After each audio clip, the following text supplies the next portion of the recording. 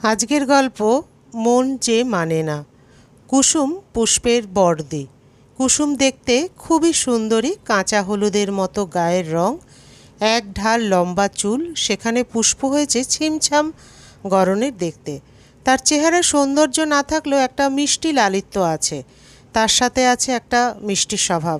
খুব সহজেই সবাইকে আপন করে নিতে পারে পুষ্প। বাড়িতে একমাত্র কুসুমই পুষ্পকে পছন্দ করতো না। তার কোথাও মনে হতো পুষ্প তার ভাগের সব ভালোবাসাটুকু কেড়ে নিয়ে নিচ্ছে।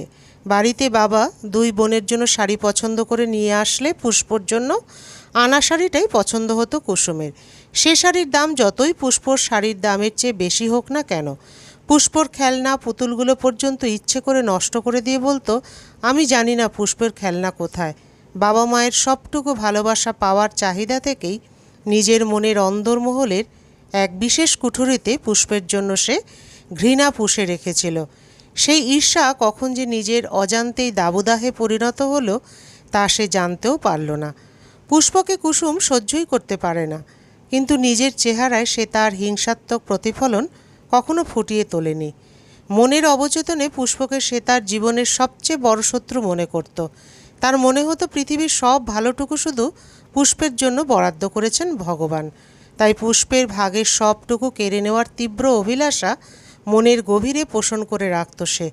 কত সময় গেছে, পুষ্পর বই খাতা পর্যন্ত ছিঁড়ে দিয়েছে। পুষ্পের আঁকা কত ছবিতে রং ঢেলে সেই ছবি নষ্ট করে দিয়েছে। পুষ্প সব বুঝত, কিন্তু তার প্রতি তার বড় বোনের এই তীব্র হিংসার কথা সে কাউকে জানতে দেননি। এইভাবে বাল্যকাল কৈশোর কাটিয়ে দুই বোন যৌবনে পা দিল। কুসুম কলেজে পাশ করেই লেখাপড়া থামিয়ে দিল, কিন্তু পুষ্প মাকে জানালো, আমি আরও বেশি পড়াশোনা করব মা, আমি এখানেই থামব না। কিন্তু এরই মধ্যে পুষ্পর জন্য এক সম্বন্ধ এলো। পাত্র অনিমেষ, পেশায় ডাক্তার, কোনো এক আত্মীয়ের অনুষ্ঠানে মার্জিত ভদ্র।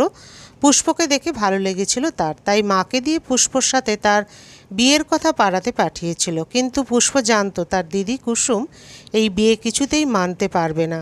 বড় বোনের সম্বন্ধ না এসে ছোট বোনের সম্বন্ধ আসলে এমনিই সমাজে 10 কথা হয়। তার উপরে কুসুম যে ভীষণ ঈর্ষাকাতর সেটাও জানা পুষ্পর।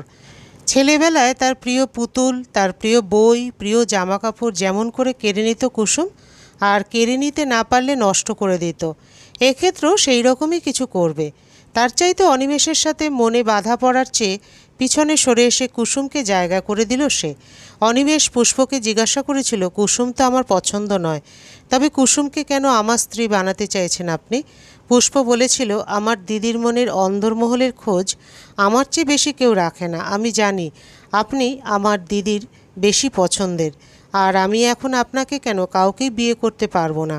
আমি এখনও অনেকটা পড়াশোনা করব, তারপরে চাকরি করব, তারপরে বিয়ের জন্য ভাবব। এরপরে অবশ্য আর কথা এগোয়নি এই ব্যাপারে। অনিমেষ আর কুসুমের বিয়ে হয়ে গেল বিনা বাধায়। কুসুম এবারও খুব খুশি, সে প্রতিবারের মতো এবারও পুষ্পের পছন্দের মানুষটাকে কেড়ে নিতে পেরেছে। পুষ্প দিদির বিয়ের পরে বাইরে পড়তে চলে গেল।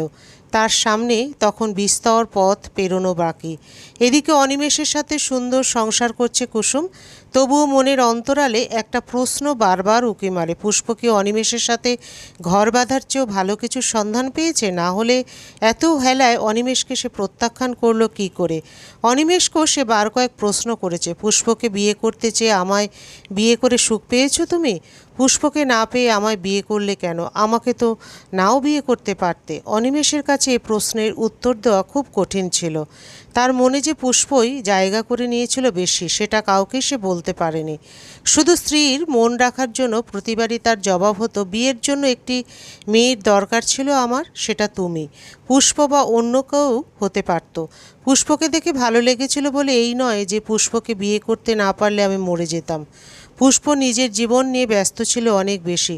সেখানে তোমার বাবা মা তোমার বিয়ের জন্য তৎপর ছিলেন, তাই তোমাকে বিয়ে করেছিলাম। এর পেছনে আর কোনো কারণ খুঁজতে গেলে তোমারই অযথা সময় নষ্ট হবে। অনিমেষকে খুব বেশি কিছু আর বলতো না কুসুম, কারণ রাশভারী অনিমেষ কুসুমকে না চাইতেই অনেক সুখ দিয়েছে। শুধু তার উপরে স্ত্রীর কর্তৃত্বটাকে সে কোনোদিন আশকারা দেয়নি। তাই অনিমেষের দেওয়া এই সুখ, প্রাচুর্য আর সামাজিক সম্মানটাকে পাওয়ার জন্যই কুসুম তার মনের ঈর্ষাটাকে দাবিয়ে রেখে দিত। এর মধ্যে বিয়ের প্রায় বছর 3 পার হয়ে হয়ে গেছে কুসুমের। বর্তমানে সে সন্তান সম্ভবা, কিন্তু সন্তান ধারণের প্রথম দিক থেকে সে শারীরিকভাবে ভীষণ দুর্বল। তার জন্য ভালো পুঁথিপত্র সব কিছুরই ব্যবস্থা করলো অনিমেষ। কিন্তু ছেলে প্রসবের সময় কুসুমের একদিকের অঙ্গ অসাড় হয়ে গেল। ততদিনে পুষ্প লেখাপড়া শেষ করে চাকরির জন্য প্রস্তুত করছে নিজেকে। এই অবস্থায় অনিমেষ ঠিক করলো তার ছেলের দেখাশোনার জন্য আয়ার ব্যবস্থা করবে। কিন্তু বাদ সাধলেন কুসুম পুষ্পের মা কামিনী দেবী। তিনি বললেন, নিজের মাসি থাকতে কেন আমার নাতি বাইরের লোকের কাছে মানুষ হবে? আমার নাতির দেখভাল পুষ্পই করবে। অনিমেষ বলল, তা হয় না মা, পুষ্পর নিজের একটা জীবন আছে। আমার আর কুসুমের সন্তানের জন্য পুষ্প কেন তার জীবন নষ্ট করবে? পুষ্প সবে লেখাপড়া শেষ করেছে, এবার সে চাকরি করবে, তারপরে তার নিজের একটা বিবাহিত জীবন থাকবে। আমাদের সন্তানকে মানুষ করতে গেলে তো ওর জীবনটাই নষ্ট হয়ে যাবে। কত স্বপ্ন আছে ওর চোখে। কুসুম তার গভীর মনের ইশারা পেল। সেই অন্তরালের অন্তর থেকে কেউ যেন কুসুমকে বলে উঠল, এবার পুষ্পের সুখী সুখ। পুষ্প চাকরি করে স্বাবলম্বী হবে, তারপরে অনিমেষের থেকেও বেশি ভালো কাউকে বিয়ে করে তোর চেয়েও বেশি সুখে থাকবে। পুষ্পকে এক্ষুনি থামা, দিয়ে দে নিজের ছেলেকে পুষ্পর কোলে। মনের আওয়াজ পেতেই কুসুম তার স্বামীকে বলল, তাতে কি হয়েছে? পুষ্প আমার ছেলের জন্য এটুকু ত্যাগ করতে পারবে না? নিজের মাসি থাকতে কেন আমার ছেলে বাইরের লোকের কাছে বড় হবে? তারপরে পুষ্পর হাত দুটো ধরে বলে, আমার ছেলেটার মা হবি না তুই? নিজের সুন্দর ভবিষ্যতের জন্য আমার ছেলেটাকে ফেলে দিবি তুই? নিজের ছেলে বলে কোলে টেনে নিবি না বোন? পুষ্প মুখে কিছু না বললেও বুঝতে পারে তার দিদির এখানেও কোনো চাল আছে, কিন্তু সেই চালের কুল কিনারা সে করতে পারে না। আর তাছাড়া সত্যিই তো ওইটুকু ছেলের মুখের দিকে তাকালে তখন মায়ায় পড়েই যেতে হয়। তাই সে তার দিদি আর জামাইবাবুকে বলল, আমার কোনো আপত্তি নেই অনিকেতকে মানুষ করায়, কিন্তু আমার একটা শর্ত আছে। অনিকেত আমার সাথে আমাদের বাড়িতে থাকবে, এই বাড়িতে নয়। মাঝে সাঝে এখানে বেড়াতে আসবে মাত্র, বাকি সময় আমার সাথে আমার বাড়িতেই থাকবে। অনিমেষ প্রথমে আপত্তি করেছিল পুষ্পর এমন শর্তে, কিন্তু পরে সেই শর্ত সে মেনে নেয়। কারণ পুষ্প অনিমেষকে বুঝিয়েছিল, আপনাদের বাড়িতে থাকলে আমার দিদি আমাকে আর আপনাকে নিয়ে কুৎসিত সম্পর্কের চিন্তা করতে পারে, যেটা আমি মেনে নিতে পারবো না, আমার আত্মসম্মানে লাগবে।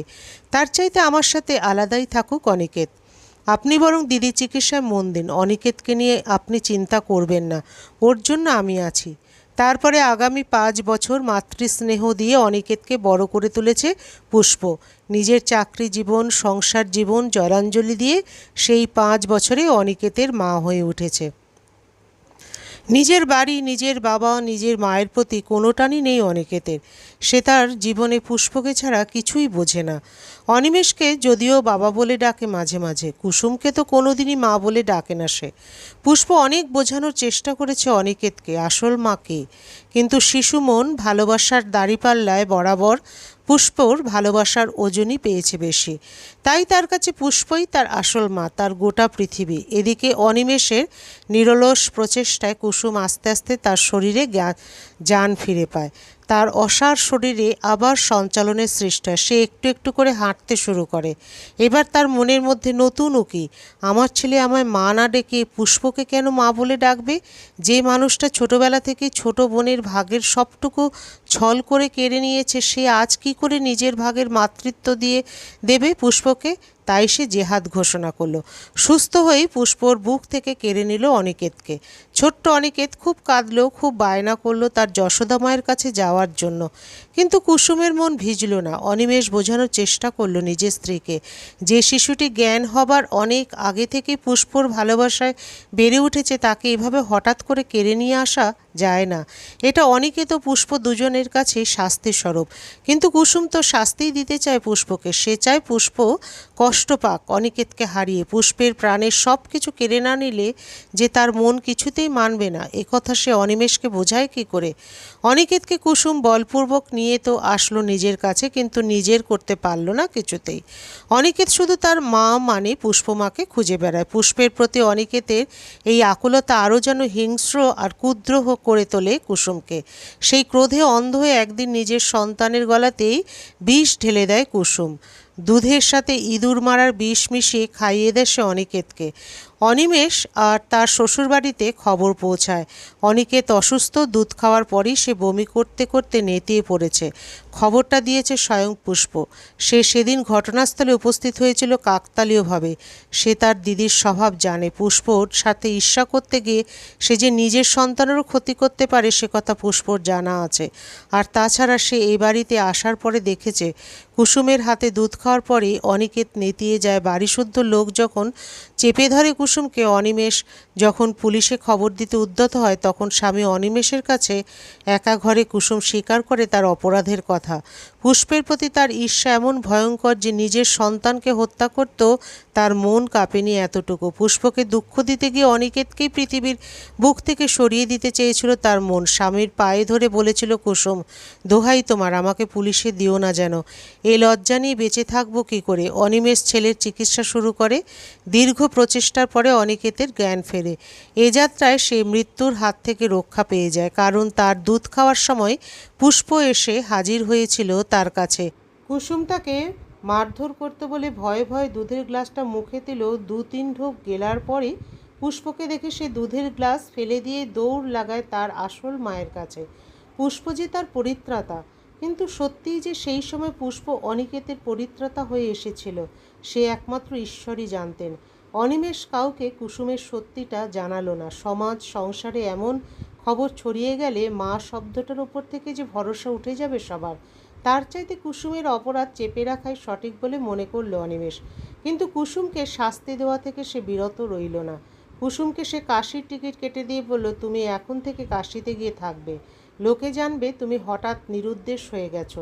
প্রত্যেক মাসের 1ম তারিখে তোমার নামে টাকা পৌঁছে যাবে, কিন্তু তুমি কোনোদিন আর এই সংসারে ফিরে আসবে না।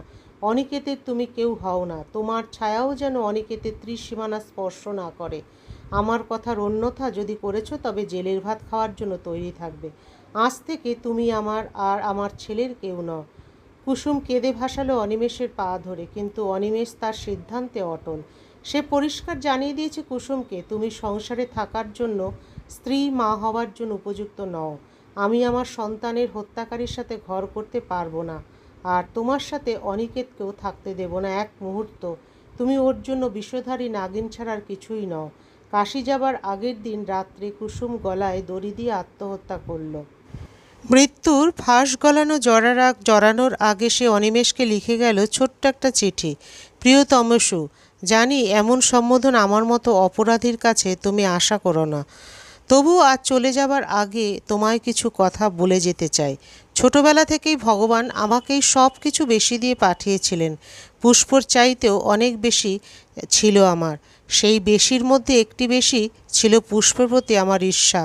আমার ঈর্ষাকাতর মন কখনো আমার ছোট বোনকে মেনে নেয়নি। আমার মনে হয়েছিল পুষ্প আমার ছোট বোন হয়ে এসেছে আমার ভাগের সবটুকু কেড়ে নিতে। তাই ওর কেড়ে নেওয়ার আগেই আমি ওর সব কিছু কেড়ে নিতাম। কেড়ে নিতে না পারলে নষ্ট করে দিতাম। আমার মনের সেই তাড়না আজও এইরকমই আছে। আমার মন মানতেই চায় না পুষ্পর সুখ তাকে কষ্ট দেওয়াই আমার মনের কাজ। তাই তো পুষ্পকে কষ্ট দিতে আজ অনিকেতের মুখে বিষ ঢালতে আমার হাত কাঁপেনি। আমি এমনই পাষণ্ড। তুমি ঠিকই বলেছ, আমার মতো নাগিন অনিকেতের জীবনে না থাকাই ভালো। এমন নাগিনকে স্থানান্তরিত করে কি লাভ?